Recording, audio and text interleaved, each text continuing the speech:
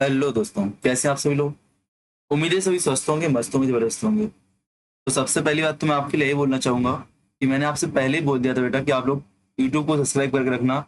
Telegram का भरोसा नहीं कब चला जाए, है कि नहीं। और आप बोल रहे हो मास्टर ऐसा कहे बोल रहे हो तुम। तो मास्टर जी ऐसा इसलिए बोल रहे हैं क्योंकि मेरा टेलीग्राम आईडी बंद हो गया था और मेरा ग्रुप बंद हो चुका है। अब मेरे को बहुत बड़ी दिक्कत है, बच्चों को वापस कैसे जोड़ें। तो मुझे पता है बच्चे बड़े महान होते हैं, है कि नहीं। जब तक उनके पास क्लास की लिंक नहीं जाती वो क्लास में नहीं आते हैं। जो लोग बच्चे व्हाट्सएप पे कांटेक्ट में है वो तो अच्छी बात है, और जो टेलीग्राम पे गए तो उनकी लंका लगी गई है। बट कोई दिक्कत नहीं, मुझे उम्मीद है आप लोग बहुत जल्दी मैं आपको नई लिंक शेयर करूंगा, तो आप नई लिंक से ज्वाइन करना क्लास अपने टेलीग्राम को। हाँ, तो उससे आप लोग जुड़ सकते हो। और आज हम लोग क्या करने वाले बेटा, आज हमारा मौर्योत्तर काल शुरू होने वाला था, खत्म भी होने वाला था। तो मौर्योत्तर काल को हम लोग पकड़ने वाले थे कि मौर्योत्तर काल मैंने कर लिया था कि आपका होना था। हाँ, पूरा मौर्योत्तर काल आपका होना है यहाँ पे। मौर्य काल हम लोग पूरे समाप्त कर चुके थे, मौर्य नहीं, मौर्योत्तर काल भी हमारा हो चुका था। मौर्योत्तर काल में कला संस्कृति इत्यादि इत्यादि हमारा होना था, ठीक है ना। अगर खोज लूँ कहाँ पे ये हमारा रह गया था, ये नहीं हुआ था, ये नहीं हुआ था, ये आपका हो गया था। यहाँ पे आगे से सात कड़ी की जो समस्याएं थी वो आपकी हो चुकी थी। अब जो मौर्योत्तर काल में व्यापार वाणिज्य कैसा था, समाज कैसी थी, अर्थव्यवस्था कैसी थी, उसको हमें देखना था, ठीक है ना। उसको यहाँ पे देखना था। याद रखना, मैं थोड़ा टारगेट, मेरे साथ व्यस्तता बहुत हो गई है। तो जुलाई माह का टारगेट है कि आपके लिए पूरा क्लास रिकॉर्ड करके मैं दे दूँ, पूरा हिस्ट्री का रिकॉर्ड करके दे दूँ। और जो 9 बजे का लाइव सेशन है उसका मैं थोड़ा एक दो दिन का भी रेस्ट लूंगा, देखता हूँ मैं कर पाऊंगा कि नहीं। बट अभी तो मैं आपको हाँ नहीं बोल रहा उसका, क्योंकि मेरे को जुलाई में पूरा खत्म करना है इतिहास। और अगस्त में पूरा प्रैक्टिस के लिए रखना है, मुझे अगस्त में क्या पूरा प्रैक्टिस के लिए रखना है, इसलिए मैं स्पीड बढ़ाऊंगा और इस तरीके से पूरा क्लास करूंगा, ठीक है ना। नोट्स भी आपको दे दूंगा। बात करते हैं व्यापार वाणिज्य की। तो भाई दूसरी शताब्दी ईसा पूर्व की बात है और तीसरी शताब्दी की। यहाँ पे व्यापार वाणिज्य क्या अत्यंत समृद्ध और अत्यंत उन्नत था। यहाँ पे आंतरिक व्यापार भी था आपका, विदेशी व्यापार भी था। व्यापारिक नगर भी डेवलप हो रहे थे, बंदरगाह भी बन रहे थे, व्यापारिक मार्गों का और आर्थिक संसाधनों का आपका तीव्र विकास हो रहा था। और एक और चीज बता दूं, आज 12 जुलाई था आपका एमपीपीएससी का एक बार एक पेपर हो चुका है असिस्टेंट प्रोफेसर का।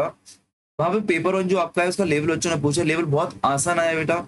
जो चीज मैं क्लास में करा रहा हूँ वो तो आया है, बट उससे डीप भी आया है। तो जो मैंने प्रैक्टिस बुक भेजी थी आपको ना, उसको आप कर लेना, उससे आपका काम हो जाएगा और मैं आपको कराऊंगा ही। तो देखते हैं कहाँ पे क्या उत्पादन हो रहा है। लोहा कहाँ से बेटा, लोहा, लोहा प्रयोग क्षेत्र कहाँ मिल रहा है आपको। लोहा का जो आपका आयरन के जो भस्म बनी धातु बनी कहाँ पे बेटा, मगध क्षेत्र में आपको मिलेंगे। कस्तूरी या केसर की बात करें हम लोग, कस्तूरी या केसर यहाँ पे कहाँ मिलेगी आपको, हिमालय की ढलानों पे मिलेगी। नमक आपको पंजाब की नमक पहाड़ियों से मिलेगा, सॉल्ट रेंज ऑफ पंजाब से मिलेगा। हीरे कश्मीर से, कौशल से, कलिंग से, विदर्भ से इस समय मिलेंगे आपको। वृक्ष और रेशों की बात करें अपन लोग, सॉरी, फाइबर टेक्सटाइल की बात करूं तो आपको मगध से मिलेगा। बीड्स मनके की बात करूं तो आपको उज्जैन से मिलेंगे। मलमल या गंगई आपको वंग या पुंडू क्षेत्र से देखने को मिलेगा। और मोती आपको पौरी मोला और चोल बंदर से देखने को मिलेंगे। अभी तो एक छोटी सी धातु आपको इंट्रोडक्शन या परिचय के रूप में दी गई, अभी यहाँ पे आपको बहुत सारी चीजें मिलने वाली है, ठीक है ना। प्लिनी जानकारी देता है कि भारत में सीसा एवं गंधक का उत्पादन नहीं होता था। क्या, लेड और सल्फर का उत्पादन आपका नहीं होता था। भारत को रत्नों की एक मात्र जननी कहा गया, किसने कहा, प्लिनी ने। आपसे पूछ सकता है कि mother of the pieces of James किसने बोला है भारत को, किसने बेटा, प्लिनी महोदय ने भारत को रत्नों की जननी कहा है। भारत को सबसे महंगी वस्तु की जन्मदात्री भी बताया गया कि भारत में सबसे महंगी वस्तुएं बनती हैं। व्यापारिक व्यवहार की बात करूं तो विक्रेता और क्रेता के मध्य जो सौदेबाजी थी उसको पणिव्यय कहा जाता था। क्या, पणिव्यय कहा जाता था, पणिव्यय कहा जाता था। ब्याज की दर की बात करूं तो लगभग 15% ब्याज की दर थी, ठीक ना। ब्राह्मणों मनुस्मृति के अनुसार ब्राह्मणों पर लोन लेने के लिए 2% ब्याज, क्षत्रियों पर 3% ब्याज दर, वैश्यों पर 4% और शूद्रों पर 5% ब्याज दर आपको लगती है। किसके अनुसार, मनुस्मृति के अनुसार। ब्राह्मण, क्षत्रिय, वैश्य, शूद्र, जैसे आप अपने जाति स्तर में नीचे की ओर जा रहे हो आपका क्या ब्याज स्तर बढ़ता जा रहा है।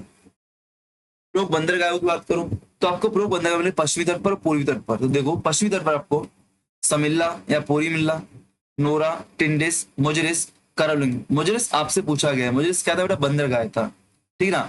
तो पश्चिमी तटों पर आपको क्या, समिल्ला, नौरा, टिंडिस, मुजरिस, करालुंगी, करालुंगी आपको बंदरगाह देखने को मिलेंगे। और बात करूं मैं पूर्वी तटों पर, तो पूर्वी तटों पर आपको कॉन्डोकोट, कॉन्डोक, साइला, निट्रिंग्स, कॉन्डोक, साइला, निट्रिंग जैसे बंदरगाह देखने को मिलेंगे। बात करें देखिए सिंध क्षेत्रों की, तो सिंध क्षेत्र में आपको, सिंध क्षेत्र कहाँ पे आपका ये वाला क्षेत्र आपका, जो वर्तमान पाकिस्तान क्षेत्र आपको दिखता है, यहाँ पे आपको देवल बंदरगाह मिलेगा, ठीक है ना। भारत की व्यापारिक संबंध मौर्य काल में चीन से, बर्मा से, दक्षिण पूर्व एशिया से, श्रीलंका से, मध्य एशिया से, रोमन से, आप देखो पूरा भारत दक्षिण पूर्व एशिया से भी है और पश्चिम एशिया से आपको मिलेंगे, मध्य एशिया से भी आपको मिलेंगे, ठीक है ना।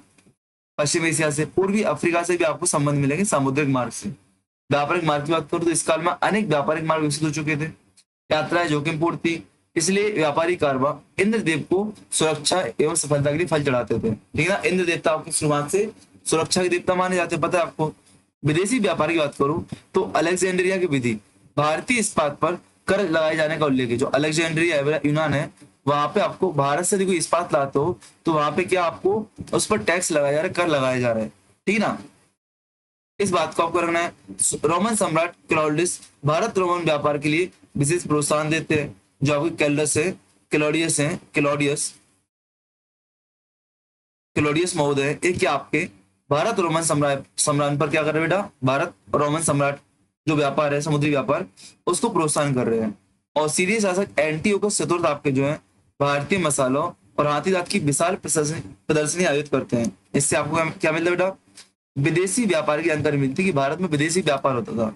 और जानकारी जो अलेक्जेंड्रिया की जो लॉ है, विधि है, वहां से क्या उसमें बताया गया बेटा कि भारत से इस्पात आ रहा है, उसमें क्या करें, टैक्स लगाएंगे। रोमन सम्राट क्लॉडियस है, वो भारत और रोमन साम्राज्य को जो समुद्री व्यापार है उसको प्रोत्साहित कर रहे हैं। और सीरिया के साथ एंटीओकस जो आपके चतुर्थ आपके, वो भारतीय हाथीदांत और भारतीय मसालों की प्रदर्शनी लगा रहे, मेले लगवा रहे थे, ठीक है ना। और औरंगजेब आपके रेशम को मूल्यवान सोने के बराबर बताते हैं, ठीक है। मापताल के लिए देखो, मापतोल के लिए खाड़ी क्या आपका अनाज का मापक था, द्रोण क्या था आपका अनाज का मापक था, कुड़ुम्ब क्या था, कुड़ुम्ब लकड़ी व लोहे का बांट था, कुड़ुम्ब क्या था, कुड़ुम्बा, हिडम्बा हिडम्बा हिडम्बा, कुड़म्बा कुड़म्बा कुड़म्बा, कुड़म्बा क्या था, लकड़ी व लोहे के बांट था। अंजलि आपकी मापक थी, मणिका आपकी मापक थी, बिल्लगाम आपका मापक था। और ये आपकी क्या मापक सामग्रियां हैं, प्रोद आपका मापक था। मिलिंद पनों में जाली बांट का उल्लेख मिलता है। अच्छा, मिलिंद पनो किसकी रचना बताना, मिलिंद पनो किसकी रचना, उसमें क्या क्या जानकारी मिलती है, तो इसमें क्या आपको जाली बाट का, फेल्स वेट का आपका रखना है, बाट का जिनका प्रयोग निषिद्ध था, जिनका प्रयोग क्या था, निषिद्ध था, रोका गया था। रोमन जगत के साथ व्यापार की बात करते हैं।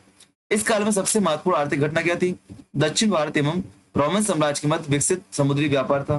प्रारंभिक अवस्था की बात करूं तो प्रारंभ में व्यापार मुख्यतः स्थल मार्ग से होता था, ठीक है ना। पश्चिम एशिया की राजनीति में जब अव्यवस्था हुई तो स्थल व्यापार कम हो गया और समुद्री व्यापार को विकास मिला। आप देखो इस टाइम पे भी समुद्री व्यापार बढ़ रहा है मौर्य काल में। और आप देखोगे जैसे ही आपका मध्य काल आएगा तो वहां पे जब इस्लाम जगत का उदय होगा तो फिर से क्या होगा बेटा, फिर से क्या होगा, इस्लाम जगत का जब उदय होगा आपका, इस्लाम जगत का आपका उदय होगा तो जो आपका ये वाला एरिया है पूरा आपका क्या हो जाएगा, रुद्ध हो जाएगा, व्यापार के लिए रुक जाएगा। तो फिर से समुद्री मार्गों की खोज होगी। आप पढ़ते हो वास्को डी गामा ने इंडिया की खोज की थी, यही कंडीशन आपको वापस दोहराने को मिलेगी, देखना।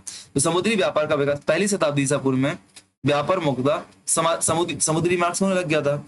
भारत से रोमन साम्राज्य को निर्यात, क्या क्या भारत से रोमन साम्राज्य को भेजा जाता था, मसाले, मलमल, मोती, बहुमूल्य रत्न, आभूषण। क्या मसाले, मलमल, मोती, बहुमूल्य रत्न, आभूषण भारत से कहां पर बेटा, रोमन साम्राज्य को भेजे जाते थे। पारगमन व्यापार की बात करूं तो पारगमन व्यापार में रेशम को विशेष महत्व था, रेशम को क्या था, विशेष महत्व था। रोमन से भारत को निर्यात, रोमन साम्राज्य भारत को निम्न वस्तु बेचता था, शराब रखने वाले कलश, लाल रंग वाले एरेटाइन, सोने के सिक्के और चांदी के सिक्के। अच्छा, आप एक ऐसे शासक का नाम बताओ, आप एक ऐसे शासक का नाम बताओ जिसने पश्चिम से क्या मंगाया था बेटा, मैं क्लास रिकॉर्ड कर रहा हूँ, करते बाद में। आप एक ऐसे शासक का नाम बताओ जिसने अपने पश्चिम के शासक से, यूनानी शासक से या सीरिया के शासक से दार्शनिक की मांग की थी, दार्शनिक की मांग की थी, कौन व्यक्ति बताओ। अरेकमेडू व मुजरिस आपके इन वस्तुओं पर पुरातात्विक साक्ष्य देखने को मिलते हैं। अरेकमेडू मुजरिस क्या बेटा आपके बंदरगाह थे, कब, प्राचीन काल में। पूछा गया आपसे अरेकमेडू मुजरिस क्या थे, आपके बंदरगाह थे। अब देखो मैं फिर से वही बोलूंगा, आप लोग बोलते सर मैं क्लास में एक्सप्लेन कैसे करता हूँ, मैं क्लास में कहानियों पे जो नहीं कर रहा हूँ। मैंने बोला अरेकमेडू मुजरिस क्या था, बंदरगाह था, ऊपर भी आया था तब बोल रहा था, यहाँ आया तब भी मैंने बोल दिया।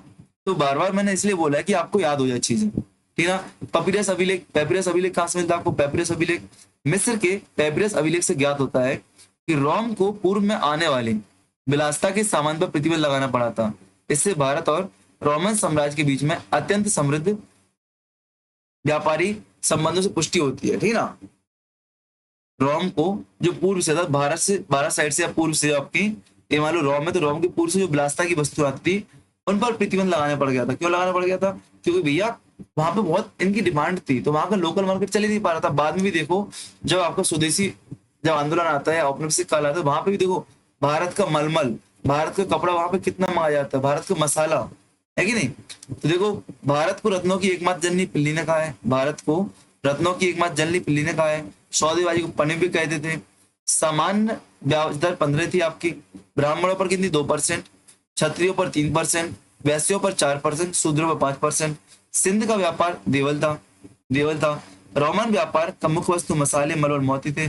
भारत को रोमन से निर्यात की जाने वाली सोना, चांदी, एरिटाइन भांड, शराब, कलश। पारंगमन व्यापार हेतु वस्तु रेशम, जो कि एक देश से दूसरे बहुत ज्यादा चलते थे। और मिलिंद पर्व में क्या? जाली वाट का उल्लेख, जिन पर प्रतिबंध लगाया गया था, ठीक है ना। बात करते हैं आगे उद्योग और शिल्पों की। अच्छा, व्यापार और वाणिज्य में अंतर है।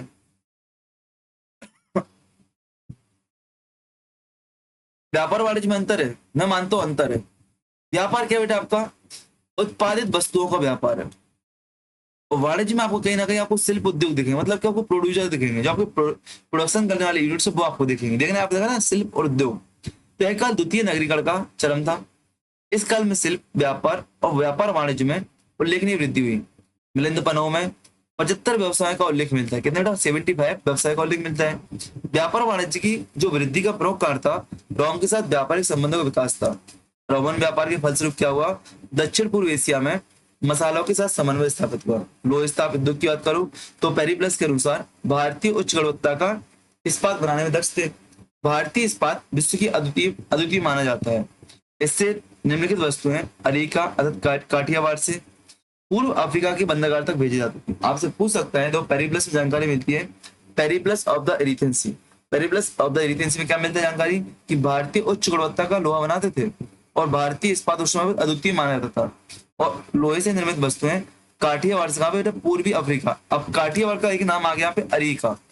ये आपको याद रखना है, काठियावाड़ का नाम क्या है बेटा? अरीका नाम आपको याद रखना है, ठीक है ना। तो तक्षशिला के निकट देखो, सिरकप से, जो तक्षशिला के निकट सिरकप है, वहां से खुदाई हुई लोहे की वस्तुएं मिलती हैं। आंध्र प्रदेश के करीमनगर जिले के नालगोंडा से भी लोहे की वस्तुएं आपको मिलती हैं, ठीक है ना। तो लोहे उत्पादन के बारे में हमने देख लिया, शिल्प के बारे में हमने देखा।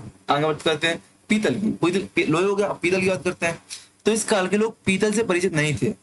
इस काल से पूर्व, इस काल से पहले, मतलब मौर्योत्तर काल के पहले लोग तांबे से थे, कांसे से, लोहे से थे, बट पीतल से परिचित नहीं थे। पीतल उद्योग का व्यवसायी रीतिकार कहलाता था। क्या? रीतिकार कहलाता। मनुस्मृति पीतल का कार्य करने वाले व्यवसाय को रीतिकाय कहती थी। क्या? रीतिकाय कहती थी।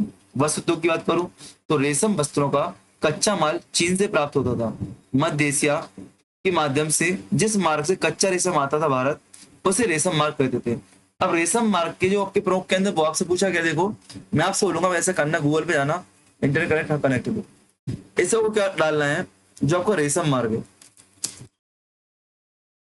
रेशम मार्ग का आपको मैप खोलना है। क्या?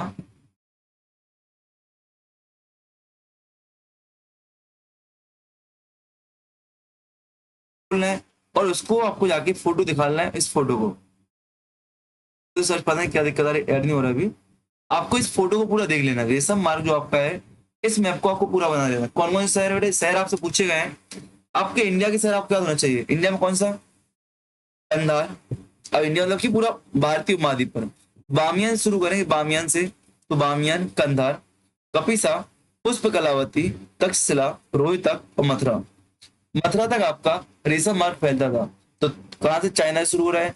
तो नहांग, करा शहर, कोची, खोटन, मिरन, यारकंद, कास्कर, बैक्टीरिया, जबकि मध्य एशिया से हो गए। बामियान, कांधार, कपिसा, पुष्प कलावती, तक्षशिला, रोहतक, मथुरा। चीन से आने वाले रेशम को क्या कहते हैं बेटा? पहले ही पढ़ चुके हम लोग। चीनी पट्ट बोलते हैं, चीनी भूमिज बोलते हैं, चीनांसुक बोलते हैं। क्या बोलते हैं? चीनांसुक बोलते हैं। रेशम से निर्मित वस्त्र कई नाम से जाने जाते थे। कासेपम, चित्रपट, पट्टासुक, पट्टासुक, ठीक है ना। ऊनी वस्त्र उद्योग की बात कर रहे हैं, तो ऊनी वस्त्रों के लिए कच्चा माल विभिन्न कालों में अलग अलग क्षेत्रों से प्राप्त होता है। वैदिक काल में गंधार से, मौर्य काल में नेपाल से। अब सुना, ऊन कहाँ से प्राप्त हो रहा है? वैदिक काल में कहाँ से हो रहा है? गंधार से प्राप्त हो रहा था। मौर्य काल में कहाँ से? नेपाल से प्राप्त हो रहा है क्या? और मौर्य काल में नेपाल और स्वातगादी अफगानिस्तान से आपको ऊन प्राप्त हो रहा है। ये तीनों याद रखना आपको। मौर्य काल में कहाँ से बेटा? मौर्य काल में आपको नेपाल से, मौर्योत्तर काल में नेपाल प्लस आपको स्वात घाटी से, और वैदिक काल में गंधार से ऊन प्राप्त आपको हो रहा है, ठीक है ना, वुलन। फिर वो ऊनी वस्त्रों को देखो कुत कम्बलम भिंगसी अपसारक कहते हैं। फिर वो ऊनी वस्त्रों को कुत कम्बलम भिंगसी और अपसारक के नाम से जानते हैं। आपको बता दो ऊनी वस्त्रों का प्रयोग केंद्र जो था वाराणसी था आपका, ठीक है ना। कच्चे माल के लिए शब्द उपयोग होते हैं। कपास के लिए क्या होता है? कपास के लिए कसारकिम, कसारकिम कपास के लिए, कुलम बलकम छोम रेशेदार पौधों के लिए, सन पटसन के लिए, ठीक है ना। अब देखो वस्त्र उत्पादन के प्रमुख केंद्रों की बात करूं तो दुकला आपका दुकला नामक वस्त्र कहाँ बनता था? महेशमती में। साटक नामक वस्त्र मथुरा में। मलमल आपका मसालिया, पुंड्रुवन, वाराणसी, स्वर्णकुंड, अर्कमेडू में बनता था। और अर्कितक नामक ओरियूर में। आपसे साटक पूछा गया, मलमल पूछा गया है, तो साटक याद कर लो कहाँ पे बेटा? आपका मथुरा में। दुकला कहाँ पे? आपको महेशमती में, ठीक है ना। महेशमती, अवंती इत्यादि क्षेत्र आपका, महेश्वर खरगोन खंडोर वाला। मृदमान उद्योग की बात करें तो मौर्य काल में इसमें उल्लेखनीय वृद्धि होती है। इस काल में आपके हल्के व लाल रंग के लाइट एंड रेड वेयर आपके बनने लगे थे। इस प्रकार का मृदमान का संबंध मुक्ता कुषाण काल से, यद्यपि कुछ इसका संबंध शक काल से भी जोड़ते हैं, ठीक ना। मृदमांडों की प्रशंसा किसने? जॉन मार्शल ने बहुत प्रशंसा की है, ठीक ना। आपको यहाँ पे विदेशी प्रभाव तो एरेंटाइन प्रभाव वाले मृदमान मिल जाएंगे, रोलेटेड मिल जाएंगे, आपको एम्फोरा मिल जाएंगे, एम्फोरा। तो रोलेट की आज बहुत आती है, एम्फोरा बहुत आती है, एरेटाइन बहुत आती है, इतनी विदेशी कंपनियां खड़ी। इन मृदमांडों से संबंधित सर्वाधिक प्रसिद्ध स्थल क्या है आपका? अरिकमेडु है। क्या? अरिकमेडु बंदरगाह था, वहां से आपको विदेशी मृदमांड भी मिलते हैं। हाथीदांत की बात करो बेटा तो मौर्य काल में हाथीदांत मुख्यतः कलिंचित से प्राप्त होता है। आपको पता है कलिंचित हाथियों के लिए फेमस था। टेबल्स ऑफ 18C के अनुसार उड़ीसा के दसोरेन नामक स्थान से लाया जाता था। क्या? आपका हाथीदांत। हाथीदांत विदेशों से हाथीदांत संभवतः इथोपिया से मंगाया जाता था। बिमरान से हाथीदांत पर की गई उत्कृष्ट कारीगरी वाला एक हल प्राप्त होगा बिमरान से। मूर्ति निर्माण की बात करूं तो पत्थर की मूर्तियां बनने लगी थी। कहाँ से मिलती है हमें? सिख पिरुवल से मिलती है, सिकरी रूपबल से मिलती है, मथुरा से मिलती है, चुनार से मिलती है, स्वात घाटी से मिलती है। स्वात घाटी अफगानिस्तान से बहुत सारी प्रतिमाएं आपको मिलती है, ठीक है ना। बामियान से मूर्तियों की व्यापक विकास हुआ यहाँ पे। इनको दो शैली में डिवाइड करते हैं, मथुरा शैली और गंधार शैली में। देखते हैं मेरे मूर्ति टेराकोटा पत्थर की मूर्तियों में, तो देखो मैं अभी हम लोग मूर्ति कला पढ़ेंगे, वापस मूर्ति कला पढ़ेंगे, वहां पे गंधार शैली पढ़ेंगे और मथुरा शैली डिटेल में पढ़ेंगे हम लोग, ठीक है ना। मृण मूर्तियों की बात करते हैं तो भारत में बहुत सारे स्थानों से प्राप्त होती है। सर्वाधिक मृण मूर्तियां आपको टेराकोटा की कोडापुरम से मिलती है, कोंडापुरम और एलिसुरम से मिलती है। कहां से? कोंडापुरम और एलिसुरम से मिलती है, जो कि आपका सातवाहन कालीन क्षेत्र था। बात करते हैं यहाँ पे सिक्कों की, तो यहाँ पे आपको इंडो ग्रीक बहुत महत्वपूर्ण टॉपिक आपका है सिक्कों से। इंडो ग्रीक सिक्कों की बात करूं तो मौर्य साम्राज्य के पतन के बाद इंडो ग्रीक शासकों ने उत्तर पश्चिम भारत पर अधिकार स्थापित कर लिया और भारतीय मुद्रा व्यवस्था में अनेक नवीन परंपराओं का प्रवर्तन किया। भारतीय इतिहास में सर्वप्रथम क्या? सोने के सिक्के चलाने का श्रेय इंडो ग्रीकों को प्राप्त था। मिनांडर की बात करें हम लोग तो इस वंश का सर्वाधिक प्रसिद्ध शासक था मिनांडर, किंतु उसका कोई सोने का सिक्का प्राप्त नहीं हुआ है। मिनांडर का आपका सोने का सिक्का प्राप्त नहीं हुआ, यार ना। भारत में उत्तर पश्चिम क्षेत्र में मुद्रा व्यवस्था चलाने का प्रयास किसको दिया जाता है? इंडो ग्रीक को दिया जाता है। मिनांडर फेमस था और उसको कोई सोने का सिक्का प्राप्त नहीं होता है। हालांकि इंडो ग्रीकों ने सोने, चांदी और तांबे के सिक्के चलाए थे। स्वर्ण सिक्कों की बात करूं तो इथुडेमस ने, डेमेट्रियस ने, यूक्लिडाइडस ने, इन तीनों ने सोने के सिक्के चलाए थे। जबकि मिनांडर के बाद से क्या आपको तांबे और चांदी के मिलेंगे। मतलब यहाँ से मालूम चला आपको कि सोना एक महंगी धातु हो गई, कि आपकी सोना एक आपकी महंगी धातु हो गई। यहाँ से आपको जानकारी मिल रही है, ठीक है ना। आगे बढ़े हम लोग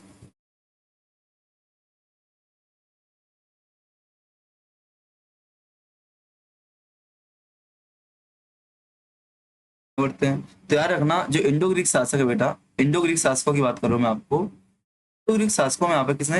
यूथिडेमस, डेमेट्रियस, यूक्लिडाइडस, इन तीनों ने ही सिर्फ सोने के सिक्के जारी किए हैं, तांबे चांदी के। बाद में बात की जाए तो बाद में से मिनांडर से लेके हर्मियस तक आपको तांबे और चांदी के मिलेंगे, ठीक है ना। इंडो ग्रीक शासक पौंतले कुछ शीशे के सिक्के भी प्राप्त होते पौंतले के, किंतु वे प्रतीक नहीं थे, प्रतीक सिक्के नहीं थे। प्रतीक सिक्कों का प्रचलन सातवां से, मतलब शीशों के सिक्कों का प्रॉपर जो सिक्का प्रचलन है आपका कहाँ से, सातवां काल से हुआ। इनको क्या रूपम कहते थे, शीशे के सिक्कों क्या रूपम के नाम से जानते हैं। इन जो शासक की विशेषताएं क्या थी सिक्कों की बेटा, तो अधिकांश सिक्के आपको बाइलिंगुअल मिलेंगे, द्विभाषीय मिलेंगे, एक पर यूनानी भाषा, एक पर प्राकृतिक भाषा होगी। सिक्कों पर शासकों की आकृतियां आपकी अंकित करने की परंपरा कहाँ से होती है, इंडो ग्रीक शासक से आरंभ होती है। अधिकांश सिक्कों पर आपको ग्रीक देवता भी मिलेंगे, कुछ सिक्कों पर स्थानीय नगर देवता की आकृतियां मिलती हैं। स्थानीय देवता में आपको कपिसा की कपासीय देव, पुष्प कलावती की नगर देवी, ये आपसे पूछा गया बेटे एक बार किसी एग्जाम पूछा गया, कपासी देवी कपिसा की, और पूछा गया पुष्प कलावती देवी नगर देवी। एगाथोक्लिस का एक सिक्का अल खानू से नामक स्थान से प्राप्त होता है, अल खानू नामक स्थान से प्राप्त होता है, जिस पर एक और चक्रधर और दूसरी ओर हलधर। आपसे पूछा गया है कृष्ण और बलराम के सिक्के किसने जारी किए थे, कृष्ण व बलराम के सिक्के जारी किसने किए थे बेटा, तो एगाथोक्लिस ने किए थे। किसने बेटा, एगाथोक्लिस ने किए थे, एगाथोक्लिस ने किए थे, याद रखना किसके, कृष्ण और बलराम वाले सिक्के। इनको पढ़ा चुका हूँ, आप लोग पहले ही पढ़ चुके हैं कल की क्लास में। प्रतीक की बात करूं तो घोड़ा, हाथी, बैक्टीरियन ऊंट, वृषभ, ब्रज आपको मिलेगा। मिनांडर के सिक्कों पर आपको चक्र मिलेगा विशेष रूप से, इस बात को आपको रखना है, ठीक है ना। सातवाहनों के सिक्कों की बात करूं तो सातवाहन के काल में सिक्कों के बाद दो चरण दिखाई देता है, पहले दूसरी शताब्दी ईसा पूर्व से प्रथम शताब्दी तक, और फिर प्रथम शताब्दी ईसा पूर्व से तृतीय शताब्दी तक। पहले आपको आठ सिक्के चलते थे, बाद में आपके नए सिक्के आते हैं, ठीक है ना। पहले आपके पंचमार्क कॉइन थे, फिर आपको कास्ट एंड डाइस स्ट्रिक वाले आपको कॉइन मिलेंगे, ठीक है ना, डाइस वाले। सातवां चांदी के, रांगा के, पोर्टिन के, सीसा के, तांबे के सिक्के जारी किए। सिक्कों में रांगा और पोर्टिन का सर्वोत्तम प्रयोग, रांगा और पोर्टिन का और लेड का सबसे सर्वोत्तम प्रयोग कहाँ पे हुआ था बेटा, रांगा का और पोर्टिन का प्रयोग कहाँ पे, सातवाहन काल में। इस बात को आपको करना है। यहाँ पर कहीं सोना दिख रहा है आपको, गोल्ड दिख रहा नहीं दिख रहा है। सातवाहनों के सिक्कों के शासकों की आकृतियां नहीं होती थी, क्या जो शासक होते थे सातवाहन सिक्कों पर आपको शासक की आकृतियां नहीं मिलेंगी, ठीक है ना। यार है ना, यज्ञश्री सातकड़ी की जहाज पर आपको क्या, एक मस्तूल युक्त जहाज आपको मिलेगा, जहाज की आकृति आपको मिलेगी, जो कि व्यापार और वाणिज्य की उन्नति का द्योतक है, ठीक है ना। जो आज सिक्के होते हैं उन पर लेख नहीं मिलते हैं, लेकिन लेख कब मिलते हैं आपको, सेकेंड एज में मिलते हैं, सेकेंड एज में आपको लेख मिलेंगे। नवीन सिक्कों पर आपको मराठी प्राकृत भाषा मिलेगी तथा ब्राह्मी लिपि आपको मिलेगी। इसका बाद क्या, वशिष्ठ पुत्र पुलवामा के सिक्के जहाँ पे हैं, जहाँ पे आपको द्रविड़ भाषा मिलती है, ध्यान रखना। इस बात को आपको याद रखना है कि वैसे प्राकृत भाषा है, मराठी मिलती है आपको, सातवाहनों की वैसे प्राकृत है, ठीक है ना। आपको कहाँ पे मुख्य सिक्कों पर आपको क्या, मराठी प्राकृत मिलेगी, वशिष्ठ पुत्र पुलवामा के सिक्कों पर आपको क्या, द्रविड़ भाषा का प्रयोग मिलता है। इस बात को आपको रखना है। सातवाहनों को सोने व चांदी की पर्याप्त आपूर्ति नहीं थी, इसलिए चांदी की कमी के, चांदी के सिक्के आपको मिलते, चांदी के भी दो प्रकार क्या थे बेटा, अंतरराष्ट्रीय स्तर पर चांदी का अभाव हो रहा था क्योंकि व्यापार बढ़ रहा था, सख्त सातवाहन संघर्ष के कारण आयात मार्ग अवरुद्ध हो गए थे, इसलिए चांदी आपकी नहीं आ पा रही थी। अतः प्रथम चरण में शुद्ध चांदी के सिक्के और द्वितीय चरण में मिलावटी चांदी के सिक्के आपको देखने को मिलेंगे, कब, सातवाहन काल में। गौतमीपुत्र सातकड़ी ने चेहरात वंश के शासक नयपान से लगभग 14 सिक्कों को अपनाकर अपना नाम अंकित करा। ये भी आपसे पूछा गया है, ये भी आपसे पूछा गया है कि महाराष्ट्र के जोगल थम्बी ढेर, आपने जोगल थम्बी अभिलेख पढ़ा था, जोगल थम्बी, वहां से जो सिक्के आपको मिलते हैं, वहां से जो सिक्के मिलते हैं, मूलतः वो सिक्के नयपान के होते हैं, लेकिन जब आपके गौतमीपुत्र सातकर्णी जीत जाते हैं तो उन्हीं सिक्कों पर अपना नाम, अपनी आकृति, अपने साम्राज्य की बात डलवाते हैं, ठीक है ना। इस प्रकार इस पश्चात चांदी के स्थान पर शीशे के प्रतीक सिक्के आपको मिलते हैं, जिनको क्या रूपम कहते हैं, ठीक है, याद रखना। तो हमने देखा सातवाहन के सिक्के और इंडो ग्रीक। अब आए कुषाणों के सिक्के। तो प्रथम कुषाण शासक कुजल कड़फिसस ने केवल तांबे के सिक्के जारी किए थे, और बिंग एकमात्र शासक था जिसने क्या, सोने चांदी और तांबे के। देखो कुजल कड़फिसस ऐसा शासक था जिसने क्या, केवल और केवल तांबे के सिक्के, only on copper coils. Kujula Kadphises ने क्या, केवल और केवल कॉपर कॉइन जारी किए थे, ठीक है ना। कैसे करो तो, कुजुल को कुजल कड़फिसस ने कॉपर के कॉइन जारी किए थे। बिम कड़फिसस ने सोने चांदी और तांबे, बिम बिम सावन निर्मा सबकी पसंद निर्मा, बिम बिम बिम। अब वॉशिंग पाउडर होता है वो, अपन बिम याद कर रहे हैं, क्या कर रहे हैं अपन, बिम याद कर रहे हैं, ठीक है ना। आगे बढ़े। और कनिष्क काल में, कनिष्क के काल में चांदी के सिक्के अत्यंत दुर्लभ हो जाते हैं, केवल होविस का एक चांदी का सिक्का प्राप्त होता है। कुषाण में सर्वाधिक प्रसिद्ध शासक कनिष्क प्रथम था, और उसका भी कोई चांदी का सिक्का प्राप्त नहीं, देखो कनिष्क प्रथम का कोई चांदी का सिक्का प्राप्त नहीं होता यार, रखने इस बात को आपको।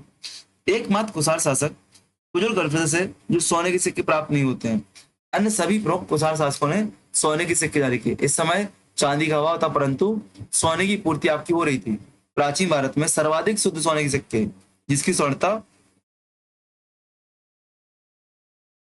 90% तक थी, आपको कहाँ मिलेगी? कुषाण काल में मिलेगी। जबकि गुप्त काल में आपको कितनी मिलेगी? 83% मिलेगी, ठीक है ना। इंडो ग्रीक परंपरा की भांति कुषाणों ने भी 3 भारमान वाले सिक्के जारी, 3 वेट वाले, जैसे आपको यूनानी भारमान और स्थानीय तक्षशिला भारमान के सिक्के जारी किए थे। कुषाण सिक्के भी आपको द्विभाषीय मिलेंगे, द्विलिपि मिलेंगे। यूनानी भाषा यूनानी लिपि, प्राकृत भाषा खरोष्ठी लिपि। प्राकृत भाषा खरोष्ठी लिपि। सातवाहनों में क्या था? आपकी ब्राह्मी लिपि थी। प्राकृत भाषा ब्राह्मी लिपि। सिक्कों की वेशभूषा, आकृतियां और प्रवृत्तियों से स्पष्ट होता है कि प्रारंभिक कुषाण शासकों पर भारतीय प्रभाव अपेक्षाकृत कम था। भविष्य के बाद भारतीय प्रभाव बढ़ता गया, भारी प्रभाव घटता गया, ठीक है ना। किंतु पूर्ण भारतीय का होता है गुप्त काल में जाकर संभव होता है। यहाँ पे आपको याद रखना, कनिष्क अंगल ने क्या बेटा, कनिष्क महोदय ने क्या बुद्ध की आकृति वाले सिक्के जारी किए, जिसमें खड़े बुद्ध की आकृति, अभय मुद्रा वाली आकृति, जिस पर नीचे यूनानी भाषा में बुद्धो लिखा हुआ, बुद्धो क्या, बुद्धो लिखा हुआ है। और कुषाण सिक्कों पर शिव का चित्रण भी मिलता है। क्या? कुषाण सिक्कों पर आपको भगवान शिव भी आपको मिलेंगे, लॉर्ड शिवा भी आपको मिलेंगे। केवल कुजल कड़वे सिक्कों पर आपको शिव नहीं मिलेगा, ठीक ना। और बिंब कड़वे सिक्कों पर त्रिशूलधारी शिव, नंदीवैल, अकेले शिव का चित्रण आपको मिलेगा। तो देखो कुषाण शासकों में शिव आपको मिल रहे थे भाई, इंडो ग्रीक पर आपको क्या, बलराम और कृष्ण आपको मिल रहे थे, बलराम और कृष्ण आपको मिल रहे थे, ठीक है ना। शिव के लिए यूनानी भाषा में ओस्यो लिखा गया, क्या? ओस्यो लिखा गया है। सिक्कों पर उमा का भी अंकन मिलता है। इसकी शुरुआत हो इसके समय पर हुई थी। आगे कुषाणों के सिक्कों पर उमा अंकन भी अकेले मिलता है, कभी कभी शिव की पत्नी के रूप में उमा मिलता है, याद रखना। कार्तिकेय की आकृति वाले सिक्के भी मिलते हैं। यूनानी भाषा में ओस्यो सकंडो कर्मो लिखा हुआ है, मतलब क्या, ओस गंधो कुमार बीजा गोल जैसे शब्दों का प्रयोग किया गया है। कुछ सिक्कों पर गणेश का अंकन ही मिलता है, किंतु यह परंपरा हिंदू स्वरूप में अलग से भिन्न थी। इसमें हाथी की सूंड नहीं दिखाई देती है, ठीक ना। लेकिन कोशबंधु लिखा हुआ है, कोशबंधु तो गणेश लिखा हुआ है, ठीक ना। तो याद रखना कि कुषाणों के सिक्कों पर गणेश मिलते हैं, लेकिन गणेश हिंदू परंपरा वाले नहीं मिलते हैं, एक सामान्य व्यक्तित्व के रूप में मिलते हैं। पहचान कैसे होती है? कोशमांडो नामक सदस्य होती है। पुराण की बात करें तो पुरन नामक चांदी के सिक्के आपको मिलते हैं। पुरातात्विक रूप से भविष्य के मथुरा अभिलेख से प्राप्त होते हैं तथा साहित्य रूप से मनुस्मृति में मिलती है, ठीक है ना। दीनार की बात करें, दीनार की तो कुषाणों की स्वर्ण मुद्रा थी। कुषाणों, दीनार क्या थी बेटा? कुषाणों की स्वर्ण मुद्रा थी, जिसका भार 148 ग्राम था। प्राचीन भारत में सर्वाधिक भार मान वाला सिक्का गुप्त काल में प्राप्त होता है सोने का, जिसके ग्राम के 246 ग्राम था। कुषाण चांदी क्यों थी? अंतरराष्ट्रीय संगत की वजह से। कुषाण, ये पूछा गया इंटरव्यू में, क्वेश्चन है बेटा कि प्राचीन काल में चांदी कैसे संकट आई, तो अंतरराष्ट्रीय चांदी संकट, कुषाण शक संघर्ष, क्योंकि शक क्या थे? भौगोलिक क्षेत्र परिस्थिति थी जहां से चांदी प्रवेश करती थी। संपूर्ण प्राचीन भारत में कुषाण सिक्के शुद्धता की दृष्टि से माने जाते हैं और कलात्मक दृष्टि से गुप्तकालीन सिक्के माने जाते हैं। अब आज हम मौर्य काल में कला और वास्तुकला की बात करते हैं। तो इस काल में देखो कला और क्या वास्तुकला आपकी विधि होती है। यहाँ पे स्तूप बनते हैं, विहार बनते हैं, मूर्तिकला बनती है, चित्रकला बनती है। ख्वारिज़्म के टोपर कला से, कहाँ से बेटा? ख्वारिज़्म के टोपर कला नामक स्थान से विशाल कुषाण प्रसाद प्राप्त, प्रसाद मतलब कि एक रहने वाला स्थान आपको प्राप्त हुआ है। फायन ने अपने वृतांत में पुरस्पुर में एक 3 मंजिली भव्य इमारत की बात किया है। क्या है? फायन अपने वृतांत में, यात्रा वृतांत में पुरस्पुर में, कहा? पुरस्पुर पेशावर में एक 3 मंजिल भव्य बुर्ज की बात करते हैं। सांची स्तूप का आकार शुंग काल में दोगुना हो जाता है। दक्षिणी तोरण पर अभिलेख से ज्ञात होता है कि यह द्वार सातकर्णी के द्वारा बनवाया गया था, सातकर्णी के द्वारा। तक्षशिला से मार्शल महोदय ने चिरतोप स्तूप पूछा गया है कि चिरतोप स्तूप कहाँ पे? तक्षशिला में। वर्ष 1908 में सयाजी की ढेरी से एक स्तूप प्राप्त किया जिसका निर्माण कनिष्क द्वारा कराया गया था, ठीक है ना। इस स्तूप का उल्लेख फायन भी कहते हैं। मथुरा और गंधर कला, तो देखो मथुरा कला गंधर कला की बात करते हैं तो 2 शैलियों विकास हुआ, मथुरा कला का, गंधर कला। मथुरा में अब जो महत्वपूर्ण पॉइंट है वो लिखा है यहाँ पे, मथुरा मोती निर्माण कला का प्रारंभ इन दोनों शैलियों के विशेष विकास क्या कनिष्क काल में हुआ था। सर्वप्रथम क्या हुआ? सर्वप्रथम मथुरा का हुआ था प्रारंभ, लेकिन दोनों का, मथुरा का गंधर का विकास क्या हुआ? कनिष्क काल में हुआ था। इस बात को आपको रखना है। मथुरा में आपको आदर्शवाद दिखेगा, मूर्तियों में आध्यात्मिकता दिखेगी और भारतीय संस्कृति परंपराओं का प्रभाव स्पष्ट दिखेगा। मतलब भगवान को विशेष दिखाना। लेकिन गंधार की बात करते हैं, आदर्श मतलब क्या, जैसे वैसे, आदर्श जैसे वैसे ना दिखा के आपको एक स्पेशल रूप में दिखाया जा रहा है, आपको एक महान व्यक्तित्व के रूप में दिखाया जा रहा है कि नहीं।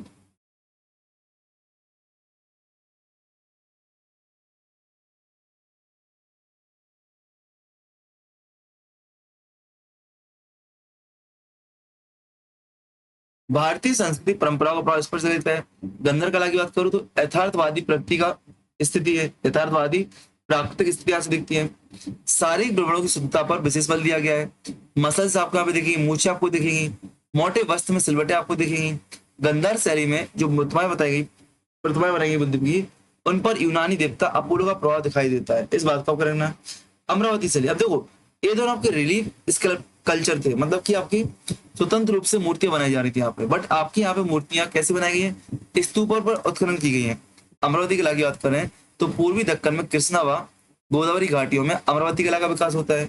यह मुख्यतः बौद्ध धर्म से प्रभावित थी। इसके प्रमुख के नागार्जुन कोंडा, अमरावती, घंटासाला और जगपेट्टा थे, क्या जगह पेट्टा थे, जगह पेट्टा, ठीक है। अमरावती, नागार्जुन कोंडा, अमरावती, घंटासाला और आपका जगह पेट्टा। इस कला का प्रारंभिक उदाहरण क्या था, जगह पेट्टा था। अमरावती कला दृष्टि अधिकांश अधिक सांसारिक थी, इसमें भौतिक और ऐन्द्रिक सुख की बात की गई थी। अमरावती स्तूप से अनेक मूर्तियां प्राप्त होती हैं जो कि सफेद संगमरमर से, याद रखना आपको यहाँ पे सफेद संगमरमर, अमरावती की विशेष विशेषता की सफेद संगमरमर। नागार्जुन कोंडे स्तूप से आपको इक्ष्वाकु शासकों के समय बना था, ठीक है, इस बात का। अब चित्रकला की बात करते हैं तो यहाँ पे अजंता, यहाँ पे नंबर आपको रखना पड़ेगा चित्रकला में। यहाँ पे देखो जैन श्रावकों के लिए उत्तरदासक शब्द का प्रयोग किया गया। द्वितीय शताब्दी के अभिलेखों में जैन श्रावकों के लिए क्या उत्तरदासक शब्द का प्रयोग किया गया है। इस काल में भित्ति चित्रकला, मुरल पेंटिंग्स के प्रमाण मिलते हैं, ठीक है ना। जोगीमारा गुफा से प्राप्त होते हैं। सूरज गुफा के समीप रामगढ़ पहाड़ी से प्राप्त होते हैं। अजंता की बात करते हैं, अजंता चित्रकला की, तो गुप्त वंश और वाक्य वंश का विकास हुआ है। इसका जो मुख्य विषय धार्मिक है अजंता का। जो प्रमुख गुफा है आपकी, गुफा संख्या 9, गुफा संख्या 10 आपकी प्रमुख है।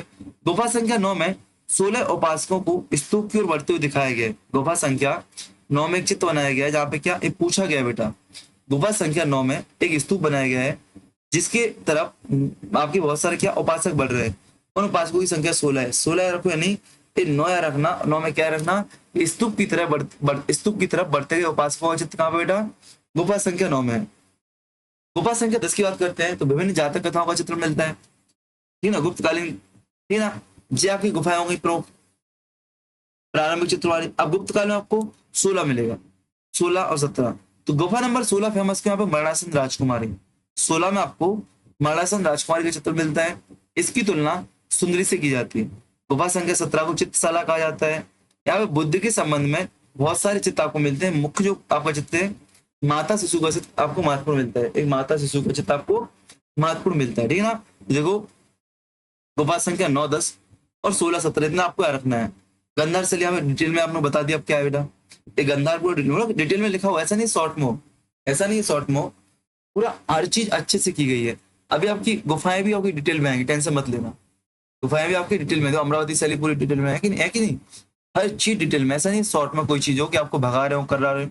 देखो एक चीज है, जिसने इस क्लास में शुरुआत से पेशेंस रख लिया ना और अंत तक ले गया मेरे साथ में, उसको भी फायदा है, मुझे भी फायदा है। मुझे क्या फायदा है कि मैं कोर्स पूरा करा लूंगा और आप लोग पढ़ लोगे, आपका फायदा सिलेबस कवर हो जाएगा, ठीक है ना। गंधार कला की बात करूं तो गंधार शैली को ग्रीक बुद्ध शैली भी कहा जाता है, ग्रीक बुद्ध शैली, बुद्धिस्ट स्कूल ऑफ आर्ट कहा जाता है। ये एक अथार्थवादी, क्या बेटा, अथार्थवादी कला है। इसकी उत्पत्ति एशिया माइनर से मानी जाती है। इस शैली की विषय वस्तु क्या बेटा, बुद्ध परंपरा से, किंतु निर्माण शैली यूनानी थी, ठीक है ना। इसमें आपको बुद्ध और बोधिसत्व की शैल मूर्तियां मिलेंगी, पत्थर की शैल पट्टियों पर बुद्ध चित्र मिलेंगे, आपको जातक कथाओं के दृश्य मिलेंगे, आपको इत्यादि इत्यादि चीज मिलेंगी, ठीक है ना। मूर्तियों में आपको यथार्थता मिलेगी, शारीरिक आकृति और उसके प्रत्येक अंग के बीच अनुपात, आपको सजीवता दिखेगी, मतलब ऐसा नहीं कोई इंसान खड़ा हुआ है। मांसपेशियां मिल जाएंगी, मूछें मिल जाएंगी, शारीरिक विवरणों की व्यक्ति, आपके हाथ अलग दिख जाएंगे, आपको आपके कपड़ों की सिलवटें आपको अलग दिख जाएंगी, ठीक है ना। गंधार शैली में मूर्ति विषय और भाव भूमि भारतीय थी, क्या गंधार शैली की जो मूर्तियां थी उनका विषय और भाव भूमि क्या थी, भारतीय थी, किंतु उनकी निर्माण विधा यूनानी और रोमन कला से अत्यधिक प्रभावित थी। प्रसिद्ध वास्तुविद मार्शल के अनुसार इस कला शैली का जन्म 2500 से 60 ईस्वी पूर्व पहले काल में हुआ था और कुषाण काल में इसका विकास हुआ था और 34 शताब्दी तक इसका क्या होने लग गया था बेटा, ह्रास होने लगा। कौन बोलता? मार्शल। मार्शल महोदय इस क्षेत्र पर अध्ययन करते हैं, बोलते हैं कि इसका विकास पहला काल में हुआ था। डेवलपमेंट अच्छा कब दिखता है, पीक कब दिखता है? कुषाण काल में दिखता है और 34 शताब्दी से पूरा आधा तक, ईस्वी आधा तक इसका ह्रास होने लग गया था। गंधार शैली की मूर्ति बात करूं तो बुद्ध और बोधिसत्व की मूर्तियां मिलती हैं। यहाँ पर ब्राह्मण और जैन मूर्तियां आपको नहीं मिलेंगी, इस बात को आपको याद रखना है, ठीक ना। इस काल में मूर्तियां कला स्लेटी पाषाण की थी, चूना की थी और पकी हुई ईट मिट्टी की थी। बुद्ध की मूर्तियों में निम्न मुद्रा मिलती है आपको: ध्यान मुद्रा, पद्मासन मुद्रा, धर्म चक्र प्रवर्तन मुद्रा, वरद मुद्रा, अभय मुद्रा। ये थोड़ा मुद्राओं की पिक्चर्स आप लोग देख लेना कि ध्यान मुद्रा में क्या, आंख बंद करेंगे, हाथ पे हाथ रख के बैठेंगे, जो आपको सामान्यतः जैन मूर्तियों देखने मिलते हैं। पद्मासन बैठी हुई प्रतिमा है। धर्म चक्र प्रवर्तन मुद्रा आपको उपदेश दे रही है, वरद आपको आशीर्वाद दे रही है, अभय आपको आशीर्वाद दे रही है, बट एक में अंतर क्या है, जमीन को टच कर रहे हैं, एक में सामग्री लिए हुए। इसको देख लेना मूर्तियों के चित्रों को, मैंने कहा मूर्तियों के चित्रों को गूगल पे देख लेना, सीधा टॉपिक डालना कि गौतम बुद्ध की मूर्तियों के प्रकार, बस तो आपको समझ में आ जाएगा।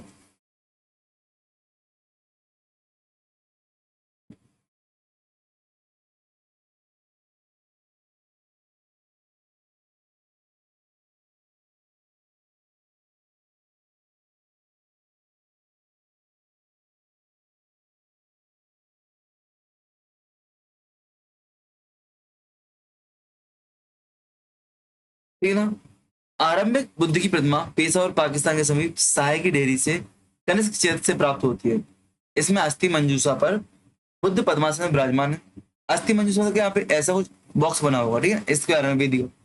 दाएं बाएं क्रम पे ब्रह्मा और इंद्र की मूर्तियां हैं, ब्रह्मा और इंद्र की मूर्तियां देखो। अब ऐसे आपसे व्याख्या करने के लिए पूछा था इंटरव्यू में कि आपको यहाँ से इस प्रकार की मूर्ति मिलती है कि जहाँ पे मुख्य देवता मिलते हैं और उनके अधीन आपको अन्य अन्य देवता मिलते हैं, तो वो क्या है, वो गौड़ देवता है। मतलब यहाँ पे बताया गया है कि बुद्ध महान है, ब्रह्मा और इंद्र आपके छोटे हैं।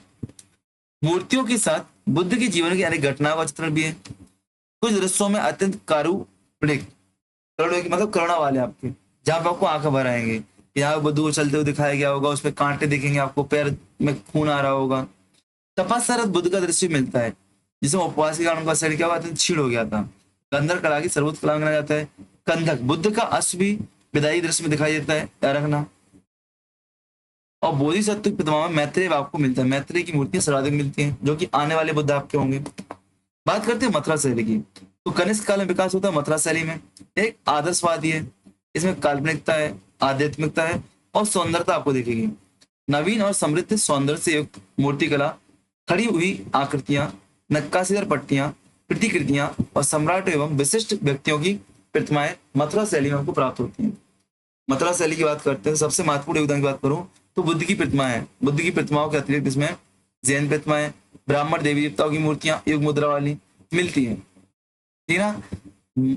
मथुरा की जो विकास हुआ है, मध्य भारत की आरंभिक मूर्तिकला की परंपरा है। उत्तर पश्चिम में गंधार मूर्तिकला से कुछ विषय ग्रहण किए हुए हैं, ठीक है ना। अरगना मैंने क्या बोला, जो, ठीक है ना, मतलब कि जो मूर्तिकला की मूल परंपरा है, लेकिन थोड़ा बहुत इसने क्या किया, उत्तर पश्चिम से कुछ सीखा हुआ है। मथुरा मूर्तिकला को भारतीय शैली का स्वर्ग माना जाता है, भारतीय मूर्तिकला का गोल्डन एज माना जाता है। मथुरा के मूर्तिकारों ने भारतीय परंपरा का अनुसरण करते हुए मौलिक कल्पनाशीलता के अनुसार मूर्तियां बनाई हैं। उन्होंने विदेशी प्रभाव को सीमित रूप से ग्रहण किया, ऐसा कह सकते हैं कि इस पर विदेशी प्रभाव देखने को नहीं मिलेगा, ठीक है ना, इस बात को आपको रखना है। जो मथुरा की मूर्तियां बनाई गई व्यापक तौर पर पश्चिम में पंजाब राजस्थान क्षेत्र में, पूर्व में बिहार बंगाल तक पहुंचाई गई है, ठीक है ना। बुद्ध की प्रतिमाएं मथुरा से बनाकर, याद रखना मथुरा की जो मूर्तियां बनती हैं मुख्यतः चित्तीदार लाल बलुआ पत्थर से बनती हैं। जो आपकी गंधार की बनती है ग्रेनाइट से बनती हैं। यहाँ पे चित्तीदार लाल बलुआ पत्थर आपको दिख रहा है और आपको अमरावती में सफेद संगमरमर मिलेगा। बुद्ध की मूर्तियों की बात करूं मथुरा में तो बुद्ध की मूर्तियां मिलेगी। मथुरा बुद्ध व बोधिसत्व की खड़ी मूर्तियां, बैठी मूर्तियां मिलती हैं। चक्रवर्ती सम्राट और योगी दोनों की मुद्रा मिलती है, ठीक है ना। बुद्ध में क्या, एक आपका चक्रवर्ती सम्राट का सामने में दिखाया गया कि भाई विशाल था, महान था, जैसे पीछे आपका लगा हुआ भामंडल वगैरह बहुत आपको आकर्षक दिख रही होगी, ऐसे लग रहा प्रतिमा बिल्कुल बिल्कुल कि एक राजा महाराजा की प्रतिमा हो, ऐसा आपको दिख रही होगी। बुद्ध की प्रतिमाओं में कटरा से प्राप्त एक मूर्ति होती है। इसमें चौकी पर उत्कीर्ण लेके बोधिसत्व कहा गया है। बुद्ध को भिक्षु वेश में दर्शाया गया है, अभय मुद्रा दर्शाया गया है और पीछे वृत्ताकार भामंडल, जैसे सिर के पीछे लग रहा है, ऐसे सिर के जैसे रहोगे आपके इसके पीछे आपको एक भावमंडल चक्र आपको दिख रहा होगा, बुद्ध की प्रतिमा पे आपको ऐसे सिर के पीछे ऐसे आपको कुछ दिख रहा होगा भावमंडल टाइप से, ठीक है ना। और लेकिन ये है कि इससे पूर्वी मूर्तियों में प्रभामंडल का चित्र नहीं मिलता था। मथुरा शैली की बात करूं तो मथुरा शैली के अतिरिक्त मथुरा शैली बुद्ध के मैत्रेय, काश्यप और अवलोकितेश्वर की मूर्तियां आपको मिलती हैं, ठीक है ना, याद रखना। शासकों की मूर्तियां, तो बुद्ध और बोधिसत्व के अतिरिक्त आपको कनिष्क की मूर्तियां से प्राप्त होती हैं। कनिष्क की सिर रहित प्रतिमा प्राप्त होती है। इस पर महाराज धीराज देवपुत्र कनिष्क लिखा हुआ है, लगभग 5.7 फुट की है, खड़ी मुद्रा है, हाथ पे गदा टिका हुआ है, बाएं हाथ में तलवार की मुठ पकड़े हुए हैं। भीम कड़िथुसस की मूर्तियां मिलती है आपको, ठीक है, याद रखना। इस प्रतिमा पर बेमत्सल लिखा हुआ है, सिंहासन पे बैठे हुए हैं, ठीक है ना। ठीक, सिंहासन के सामने 2 सिंहासनों की आकृतियां निर्मित है। हिंदू देवी देवताओं की मूर्तियां मिलेंगी, वो विष्णु की मिलेगी, कुबेर की, नाग की, शिव की, सूर्य की, यक्ष की मिलेगी। चतुर्भुज विष्णु की मूर्तियां प्राप्त होती हैं। उनके 3 हाथों में शंख, चक्र और गदा होता है। चौथा हाथ अभय मुद्रा में होता है, ठीक है ना। 4 मुख और 4 आपके हाथ, 8 हाथ नहीं है। ये पूछ सकता है कि चतुर्मुख जो आपके विष्णु है उनकी प्रतिमा में कितने हाथ हैं? 4 हाथ हैं। कितने? 4 हाथ में, एक में शंख, एक में चक्र, एक में गदा आपको मिलेगा, ठीक है ना। विष्णु को लोकप्रिय पद्धति पद्म मथुरा शैली में नहीं मिलती। विष्णु का लोकप्रिय प्रतीक पद्म, जो आपका पद्म है ना, पुष्प पद्म का फूल लिए रहते हैं, वो आपको मथुरा शैली में नहीं मिलेगा। विष्णु के अधिकांश अवतारों की मूर्तियां पर नहीं मिलती, केवल बराह अवतार की प्रतिमा प्राप्त होती है। कृष्ण लीला से संबंधित अत्यंत सुंदर मूर्ति आपको मिलेंगी। शिव की प्रतिमा की बात करते हैं तो शिव की लिंग रूप में और मानव रूप में दोनों प्रतिमाएं आपको मिलेंगी। शिवलिंग एक मुखी, द्विमुखी, बहुमुखी, चतुर्मुखी, पंचमुखी मिलती है, ठीक है। जटा एक मस्तक मिलता है, तीसरा नेत्र मिलता है, त्रिशूल मिलता है, वहां नंदी मिलता है। शिव पार्वती की संयुक्त प्रतिमा भी यहाँ पे मिलती है। अर्ध नारीश्वर की प्रतिमा भी मिलती है मथुरा शैली में।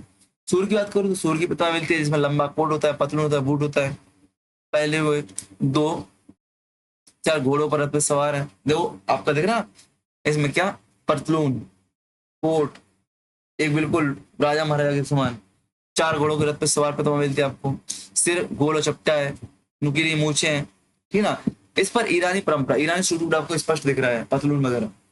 देवी प्रतिमाओं की बात करूं तो दुर्गा, कमलासीन, सत्तरुण, लक्ष्मी, हरिति, सप्त मातृका की प्रतिमा मिलती है आपको। चतुर्भुजी देवी मिलती है, महिषा मर्दनी मिलती है आपको। जैन मूर्तियों की बात करूं तो आपको खड़ी हुई और बैठी हुई प्रतिमा मिलती है। खड़ी हुई प्रतिमा एक पूछा गया है, यदि जैन मूर्ति खड़ी हुई प्रतिमा में तो कायोत्सर्ग मुद्रा है, बैठी हुई तो पद्मासन की ध्यान मुद्रा है। क्या खड़ी हुई प्रतिमा है, ऐसे खड़ा हुआ है आदमी, ये आपके हाथ है। आपने गोमटेश्वर के बाहुबली देखे होंगे, क्या गोमटेश्वर के बाहुबली आपने देखे होंगे।